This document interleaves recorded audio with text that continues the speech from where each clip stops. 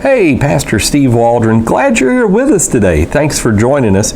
We're going to be looking at Titus Kennedy's newest book, and I'll tell you, I thought I'd already done a review of it, and when I saw it in my stack to be reviewed, I was like, so this is Excavating the Evidence for Jesus. In our Biblical Archaeology Today podcast, I have to use as our base source book in the future his previous book on biblical archaeology. I really like him. He is very thorough. I'll read you some about him as Sister Waldron zooming in and out of the book.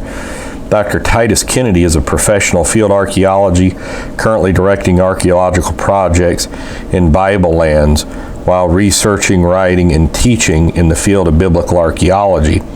In addition to being an adjunct professor at Biola University, a research fellow at Discovery Institute, he's a consultant writer and guide for history and archaeology documentaries and curricula.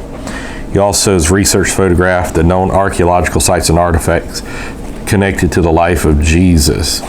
And you can see some of these in here. This is a thick book. Very well done by Harvest House. Harvest House does a good job printing their books. Many kudos to them on many things that they print. And I'm a conservative Christian. I'm apostolic, Pentecostal, but we agree on a whole lot of stuff. Don't agree on some stuff. Like here's pictures of Ryland's fragment, John Ryland's. I've done some stuff recently on the Rylands and some of the other papyri that are out there. The names escape me of the three Bodmer papyri, and not Rylands, there's one other one. Anyhow, it's late. I'm going to blame jet lag. Let's just do that. I'm just going to read you like 2 paragraphs. Additionally, a monastery and bath complex was discovered, suggesting that an inner hostel was located there in the Byzantine period for pilgrims to stay in as they journeyed to sites in the Holy Land.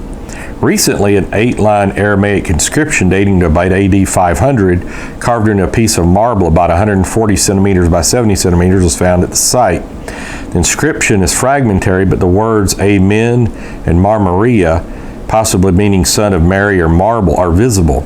While theories about the inscription claim that it was a synagogue dedication, the people practiced Judaism, it could be a Christian inscription.